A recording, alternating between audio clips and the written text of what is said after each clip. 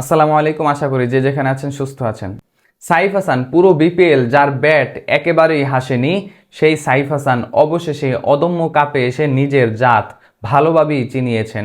3 ম্যাচে তিনি চমৎকার পারফরমেন্স করে প্রথম ম্যাচে তিনি 30 বলে 50 রানের একটা ইনিংস খেলেন, দ্বিতীয় ম্যাচে এসেও 20 বলে 28 রানের ইনিংস এবং ফাইনাল ম্যাচটা তো চমৎকার, তিনি রাঙিয়ে তুলেছেন 44 বলে 79 রানের যেই ইনিংস ফাইনাল ম্যাচটা জয় করার ক্ষেত্রে সবচেয়ে বেশি ভূমিকা রেখেছে। সাইফ হাসান এই টুর্নামেন্টে 147 রান করেছে 3 ম্যাচের যেই রান সেটা, এবং তার যেই গড় সেটাও কিন্তু 49, স্ট্রাইক রেটটা 150+। কি চমৎকার একজন ব্যাটসম্যান টি-20তে খেলতে পারেন। নো লুক শটগুলোও তিনি যেভাবে খেলেছেন এই ম্যাচগুলোতে সেটা কিন্তু আরও বেশি স্পষ্ট। ভালো একটা পিচ পেলে সাইফ হাসানরা যে জ্বলে উঠতে পারেন সেই প্রমাণ কিন্তু রেখেছে এই টুর্নামেন্টে। অথচ এই সাইফ হাসান পুরো বিপিএল কিভাবে মলিন ছিলেন। একটা ইনিংস তিনি 73 রান করেছিলেন, এরপরেও 140 রান করেন সেই পুরো বিপিএল খেলে। অথচ এই সাইফ হাসান 147 রান করেন এই 3 ম্যাচে। কতটা মলিন ছিলেন বিপিএলে, কারণ কি ওই যে পিচ, বিপিএলের যেই পিচগুলো ছিল সেখানে আসলে ধরে খেলার মতোই উইকেট তৈরি করা হয়েছে। বাংলাদেশের পিচগুলো এভাবেই তৈরি করা হয়। আমাদের যেই কালচার, ক্রিকেট কালচার পিচ তৈরি করার, সেটা কিন্তু আমরা সব সময় দেখে আসছি এভাবেই করে।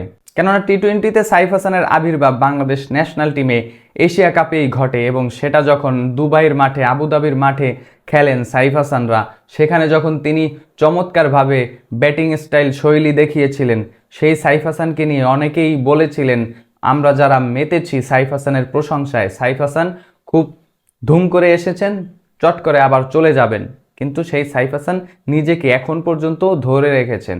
বিপিএলটা মলিন হলেও পিচের কারণে, কন্ডিশনের কারণে অবশেষে ফাইনালে কিন্তু, এবং এই যে অদম্য টি-20 কাপ পুরোটাই তিনি চমৎকার পারফরমেন্স করেছেন। তবে অনেকে বলেন বাংলাদেশে আসলে হার্ড হিটার তৈরি হয় না কেন? কেননা এই যে ব্যাটসম্যানরা সারা বছর যখন ওই যে স্লো পিচে খেলেন, তখন তো এই ব্যাটসম্যানরা অভ্যাস হয়ে যায় ওই স্লো পিচে খেলার জন্য।